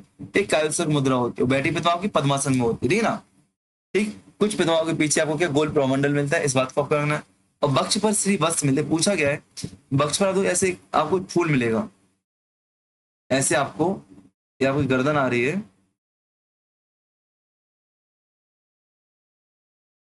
जो आपको जैन प्रतिमा मिलेंगी ऐसे बैठी हुई। हसनाबाद मेरी पेंटिंग बहुत दुर्भिक्ष वाली है, भिखारी वाली पेंटिंग है मेरी तो। यहाँ पे आपको क्या मिलेगा, फूल टाइप से ऐसे ऐसे मिलेगा। इसको श्री वत्स बोलते हैं, पूछा गया आपसे। और जैन हो तो आपसे इंटरव्यू पूछ लिया जाता है। अमरावती शैली की बात करूं तो इन शैली की प्रतिमाओं का प्रकार दक्षिण भारत में गोदावरी व कृष्णा नदियों के मध्य माना जाता है। अमरावती स्थान पर बौद्ध प्रेरणा से प्रभावित है और सातवाहन राजाओं के संरक्षण बनी है। अमरावती में न केवल स्तूप की बाढ़ अर्थात बेड़ी संगमरमर की है, बल्कि संपूर्ण स्तूप गुम्बद भी आपका संगमरमर का होता है, याद रखना। भरतूत की भांति पूरी बाढ़ पर मूर्तियां मिलती हैं आपको, किंतु ये मूर्तियां अनेक दृष्टियों से भरतूत की मूर्तियों से भिन्न है। अमरावती शैली में बुद्ध को प्रतीकों एवं प्रतिमा के रूप में दर्शाया गया है। भरतूत सांची और मथुरा गंधार कला से एक संपूर्ण काल माना जाता है, दोनों सीखा हुआ माना जाता है। यहाँ बुद्ध की 6-6 फीट की प्रतिमा मिलती है आपको, जो अत्यंत गंभीर, उदासीन और वैराग्य भाव, एक पूछा गया वैराग्य भाव की प्रतिमा कहाँ मिलती है आपको, तो अमरावती में मिलती है। ध्यान जो अध्यात्म वाली होती है कहाँ मिलती है आपको, मथुरा में मिलती है।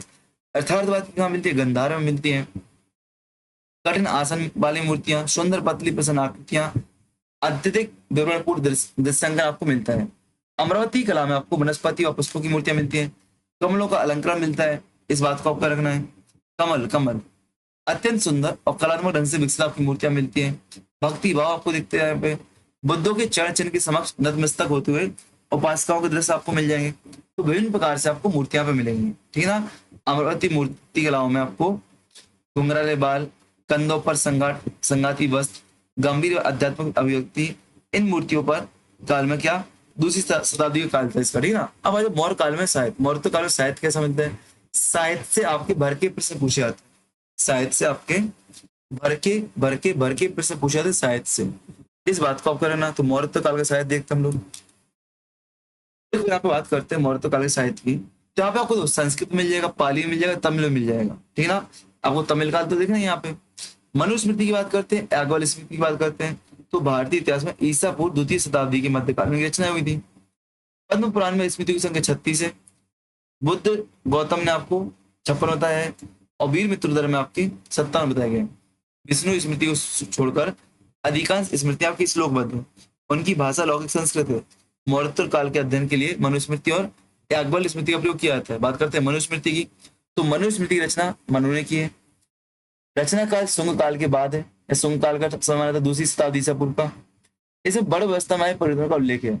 अब बड़ व्यवस्था आपने देखा ना कि विभिन्न जाति के लोग यहाँ पे आ रहे थे, वर्ण संकर जातियां आपकी हो रही थी, है कि नहीं। तो यहाँ पे लिखा है, इसमें आपद धर्म का उल्लेख किया गया है। विदेशियों को सामाजिक व्यवस्था में सम्मिलित करने का उल्लेख दिया गया है। मलेच्छ व पतित शब्दों का प्रयोग मिलता है पहली बार। मलेच्छ और पतित, मलेच्छ वो होते हैं जो जंगली होते हैं, राक्षसों की तरह रहते हैं, नहा आदिवासी मत लेना यहाँ पे, जो नहाते धोते नहीं है, गंदगी से रहते हैं। जैसे मेरे एक सर थे अनुज सर, मेरे को मलुच्छ बोल देते हो, मलेच्छ हो तुम, क्या मलेच्छ प्राणी हो, मलेच्छ बोल देते हो, क्यों भाई हमको महीना महीने नहाना नहीं है भाई, अपने काम से काम रखते थे हम। जितना समय मिले ना, जब मेरा इंटरव्यू था यूपीएससी और मैं ऐसे घुसता था ना पढ़ाई में भाई, मेरे को होश ही नहीं करना खाने का। यदि रूम में खाना आ गया तो आगे मैं मैस में खाने नहीं जाऊंगा। एक दोस्त था राजा नाम का, उसका एमपीपीएससी का मेंस था, वो रोटी लेके आता खट्टे, बासी रोटी 3-3 दिन तो रोटी खा देता मैं, ऐसे गर्म कर करके पानी में गला गला के, विश्वास नहीं करोगे। लेकिन एक चीज देख ली, कभी भी लाइफ का यदि रूटीन पकड़ोगे ना, आपका सेक्स, आप कितनी भी गर्रा लो, कितना भी कुछ कर लो, अगर आपकी लाइफ में रूटीन नहीं है तो आपको कुछ भी नहीं हो पाएगा। आप 10 बुक पढ़ लो चाहे एक पढ़ लो, 10 बुक पढ़ोगे आपको नॉलेज नहीं मिल पाएगा। एक बुक को बार बार पढ़ोगे ना, आपको नॉलेज मिलेगा। मैं क्यों कर रहा हूँ कि मैं वो जुलाई में खत्म करना, मैं इसलिए कर रहा हूँ कि आप अगस्त में बहुत अच्छे से रिवीजन कर लो। अगस्त में आप कम से कम 3 से 4 बार रिवीजन, मैं बोलूँ नोट्स नहीं है, नोट्स से रिवाइज नहीं करना, क्लास को स्पीड में देखते जाओ। आप अभी साथ में देख रहे हो, कम स्पीड में देख रहे हो, बाद में इन्हीं क्लास को बार बार देखते जाओ। बस एक बार शॉर्ट नोट्स जरूर निकाल लेना, एक बार इन सब शॉर्ट नोट्स निकाल लेना, कीवर्ड निकाल लेना, ठीक है। मलेच्छ आ गया, वर्ण संकर आ गया, 8 प्रकार के विवाह यहाँ पे आ गए, धर्म सम्मत मान्य विवाह है, 8 परिस्थिति, 2 परिस्थिति जन्य मान्य विवाह है, 2 अमान्य विवाह है। तो इनको फैक्ट भाई मनुस्मृति विवाह ऐसा दिया गया है, ऐसे ग्राफ्स, भाषण हटा देना। हालांकि ये जो नोट्स भी बनाए, पॉइंटर बनाए मैंने। विवाह विच्छेद की परिस्थितियों का वर्णन है। संपत्ति को चल अचल संपत्ति में विभाजित किया गया था। संपत्ति के उत्तराधिकारी संबंधी दाय भाग नियम का प्रथम उल्लेख मिलता है। दाय भाग नियम, दाय भाग नियम का उल्लेख कहाँ मिलता है बेटा? मनुस्मृति में मिलता है। कहाँ मिलता है? मनुस्मृति में मिलता है। अच्छा, दाय भाग नियम होता क्या है? दाय भाग नियम होता क्या है? तो दाय भाग नियम में से इतना होता है कि पिता की मृत्यु के बाद ही आपको पति अपने संपत्ति में बच्चों को क्या मिलता है? हक मिलता है। ताकि जीते जीते नहीं। आपसे बोलेगा यहाँ पे क्या जन्म के आधार पर, मैं बोलूं मेरे पिता की, मैंने जन्म लिया है, तो क्या मेरे जन्म के आधार पर पिता की संपत्ति मेरा हक नहीं है? जब तक पिता की मृत्यु नहीं होगी ना, तब तक मेरा हक नहीं होगा। पिता की मृत्यु के उपरांत ही मैं संपत्ति का हक जता सकता हूँ, ठीक है ना। हिंदू परंपरा ऐसा बोलते हैं, दाय भाग नियम है ये। संपत्ति के बंटवारे में उद्धाय व्यवस्था का उल्लेख मिलता है, उघाट व्यवस्था का, 7 प्रकार के दासों का, 18 प्रकार के अपराधों का, 13 संस्कारों का वर्णन मिलता है, ठीक है, जिनमें 9 प्रचलित बताए गए। नियुक्त प्रथा की यहाँ पे आलोचना की गई मनुस्मृति में। याज्ञवल्क्य स्मृति की बात करें तो यहाँ पे देखो 7 प्रकार के दास मनु में। मनु में कितने? 7 प्रकार दास है, यहाँ पे 10 प्रकार के। अपराध 15 है, तो मनु ने 18 प्रकार के अपराध की चर्चा की है। 16 संस्कारों की बात की है इन्होंने, याज्ञवल्क्य ने, तो मनु ने कितने की बेटा? 13 संस्कारों की बात की है। नियुक्त प्रथा के प्रति उदार थे मनु, क्या थे? इसके आलोचक थे। पुत्र के जन्मजा अधिकार को सर्वप्रथम स्वीकार किया, वहां पे दाय भाग नियम को किया था कि मृत्यु के बाद ही। विधवा को संपत्ति में अधिकार देने की बात की, मनु ने इस पर कोई बात नहीं बोली है। अन्य कौटिल्य 9 प्रकार के दास बताते हैं। नारद आपके 15 प्रकार के दास और 10 प्रकार के अपराध बताते हैं। विज्ञानेश्वर 15 प्रकार के दास बताते हैं। अब क्या आपको दास याद करने हैं? आपको सिर्फ याज्ञवल्क्य के और किसके याद करना है? मनु के याद करने हैं। पक्का आपको सिर्फ इतना बोलने याद कि हाँ प्राचीन काल में भी दास प्रथा थी, उनके साक्ष्य निम्नलिखित स्मृति में से मिलते हैं, ठीक है ना। बस भास की रचना की बात करें तो भास ने कुल 13 रचना लिखी है। मौर्य काल के रूप में आपको प्रतिज्ञा योगंध धारायण आपसे पूछी गई, किसकी बेटा? प्रतिज्ञा योगंध धारायण किसकी बेटा? या भास की है। भास की रचना क्या? प्रतिज्ञा, योगंधराणी किसकी, भास की है। सुप्रभाष दत्ता भास की, दोनों संस्कृत के नाटक है, ध्यान रखना। सुप्रभाष दत्ता संस्कृत के प्रथम पूर्ण नाटक माना जाता है। अश्वघोष की बात करें तो अश्वघोष ने सूत्र अलंकार, वज्र सूची, सौंदर्यनंदन, सारीपुत्र प्रकरण, बुद्धचरित, महायान, श्रद्धोत्पात किया है। प्रमुख कृतियों की बात करूं तो स्वरानंद की बात करें अगर, तो स्वरानंद में बुद्ध के भाई नंद और उनकी पत्नी सुंदरी की कथा है। बुद्धचरित में भगवान बुद्ध की जीवनी है। वज्र सूची में जाति व्यवस्था की आलोचना की गई है। ह्वेनसांग ने अश्वघोष को महायान का सूर कहा है। आपसे पूछ सकता है महायान का सूर किसे कहा जाता है, the son of the Mahayana, Mahayana का सूर किसे कहा जाता है। तो महायान का सूर किसको बेटा, किसको, अश्वघोष को कहा जाता है। किसको, अश्वघोष को, किसको बेटा, अश्वघोष को कहा जाता है। किसने कहा है बेटा, इस बात को आपको रखना, किसने कहा है, तो आपके ह्वेनसांग महोदय ने, किसने, ह्वेनसांग महोदय ने आपको सूर कहा है, इस बात को आपको करना है। मिलिंद पन्नू की बात करते हैं, मिलिंद पन्नू की बात करते हैं तो पाली भाषा, पाली भाषा ग्रंथ है। मिनांडरवा नागसन के मध्य संवाद की बात होती है यहाँ पे। 75 व्यवसायों, कितने, 75 व्यवसाय का उल्लेख मिलता है, व्यवसाय का उल्लेख मिलता है। महाभास की बात करते हैं तो रचनाकार पतंजलि है, महाभास के रचनाकार पतंजलि है। भाषा संस्कृत है और विषय व्याकरण है, भाषा संस्कृत है, विषय व्याकरण है। पाणिनि की अष्टाध्यायी पर भाष्य, क्या आपके पाणिनि की अष्टाध्यायी पर भाष्य लिखा गया। पतंजलि की बात करते हैं तो पतंजलि पुष्पमित संघ के पुरोहित थे, उन्होंने अश्वमेध यज्ञ संपन्न कराया था। क्या बेटा, अश्वमेध यज्ञ संपन्न कराया था, ठीक ना, ठीक ना, ये आपसे पूछा गया है। पतंजलि किसके बेटा, पुष्पमित संघ के पुरोहित थे, अश्वमेध यज्ञ कराया था। महाभाष्य में यवन आक्रमण की जानकारी मिलती है, पढ़ चुके हम लोग। साकेत, यवनों ने साकेत, मध्यमिका, मध्यमिका किसका नाम, प्राचीन चित्तौड़ का, ये पूछा गया आपसे राजस्थान पीएससी में। माध्यमिका किसका नाम बेटा, प्राचीन चित्तौड़ का नाम है। गार्गी संहिता एक ज्योतिष ग्रंथ था, इसमें युग पुराण खंड में अवन आक्रमण की जानकारी मिलती है। साकेत पांचल मथुरा तक विजय प्राप्त करने की जानकारी मिलती है। कुसुम ध्वज अर्थात पाटलिपुत्र तक पहुंचने की जानकारी मिलती है यवनों के द्वारा। मालविका अग्निमित्रम कालिदास का है, संस्कृत नाटक है। सुंगकालीन राजनीति की जानकारी मिलती है। ग्रंथ के अनुसार अग्निमित्र विदिशा का राजपाल था, उसने विदर्भ को जीतकर अपने राज्य में लाया था और वसुमित्र ने सिंधु नदी के तट पर यवनों को पराजित किया था। कहां से मिलती जानकारी हमें भैया, कालिदास के मालविका अग्निमित्रम से। हर्षचंद्र किसका, बाणभट्ट का है बेटा, बाणभट्ट का है। इसमें सुंग, इसमें क्या, पुष्मित सुंग के अंतिम मौर्य सम्राट भरत की हत्या कर सत्ता प्राप्त करने की जानकारी मिलती है। बाणभट्ट ने उसे अनार व निम्न जाति की उत्पत्ति को बताया है। वसुमित्र की हत्या मुंजदेव व मित्रदेव के द्वारा किए जाने का उल्लेख मिलता है। दिव्य उदाहरण की बात करते हैं तो पुष्मित सुंग को मौर्यों का अंतिम शासक बताया गया है, उसका चित्रण बौद्ध धर्म के संहारक रूप में मिलता है। किंतु दिव्य उदाहरण यही बताता है कि पुष्मित्र ने क्या किया था, बौद्धों को मंत्री नियुक्त किया था, ठीक है, याद रखना। दिव्य उदाहरण आपके लिए महत्वपूर्ण इसलिए, इसी से आपको जानकारी मिलती है कि भैया सुंग क्या, जो पुष्मित सुंग ने, इसने बौद्धों का अंत किया था। लगभग 660 बुद्ध मारे थे, ऐसा कहा जाता है। हालांकि हमने देखा कि पुष्मित सुंग ने क्या किया था बेटा, आपका भरत स्तूप का जीर्णोद्धार कराया था, भरत खुद स्तूप सतना का उसका जीर्णोद्धार कराया था, सांची के स्तूप को बनवाया था, है कि नहीं। तो याद रखना, इस बात को आपको याद रखना, ठीक है ना। थेरावली की बात करते हैं, थेरावली की, थेरावली की रचना मेरुतुंग ने की, किसे, मेरुतुंग ने 14वीं शताब्दी में। उज्जैनी की शासकों की वंशावली दी गई है, ठीक है ना। और पुष्मित सुंग का उल्लेख मिलता है, उसके 30 वर्ष के शासन का वर्णन यहाँ पे मिलता है थेरावली में। दोस्तों संहिता सुश्रुत की है, आयुर्वेद और शल्य चिकित्सा का महत्वपूर्ण ग्रंथ है। इसे मोतियाबिंद, पथरी, अनेक रोगों की चर्चा की गई है। सुश्रुत ने शल्य चिकित्सा के 121 उपकरणों का उल्लेख किया है तथा आहार और स्वच्छता पर बल दिया है। चरक संहिता चरक की है, चरक की है। भारतीय चिकित्सा विज्ञान कोश है, इसमें ज्वर, कुष्ठ मृगी और क्षमा दमा की आपको जानकारी मिलती है। इस प्रकार से मौर्योत्तर काल का व्यापार, वाणिज्य, समाज, साहित्य, शिल्प, वस्तुकला इत्यादि आपको समाप्त होता है, इत्यादि आपको समाप्त होता है। अब आते संगम काल पे, संगम साहित्य पर, इस बेटा संगम साहित्य पर। अभी आपको खत्म नहीं, संगम काल, अभी संगम साहित्य आ रहा है, एक मिनट ना, अभी आपका संगम काल शुरू होगा यहाँ पे। हाँ, आपका संगम काल यहाँ पे आ जाएगा। तो अगली क्लास में लोग संगम काल करें, क्या अगली क्लास में लोग संगम काल करने वाले, ठीक है ना, याद रखना इस बात को। आपको संगम काल बहुत महत्वपूर्ण है, संगम काल में संगम साहित्य महत्वपूर्ण है। तो अगली क्लास आपकी संगम साहित्य पर होगी और उसी के साथ आपकी यूनिट 3 समाप्त हो जाएगी, ठीक है ना। तो बेस्ट ऑफ लक, जय जय। आज ही मैं आपको क्लास रिकॉर्ड करूंगा, आज दिन 12 को रिकॉर्ड करूंगा, ठीक है ना।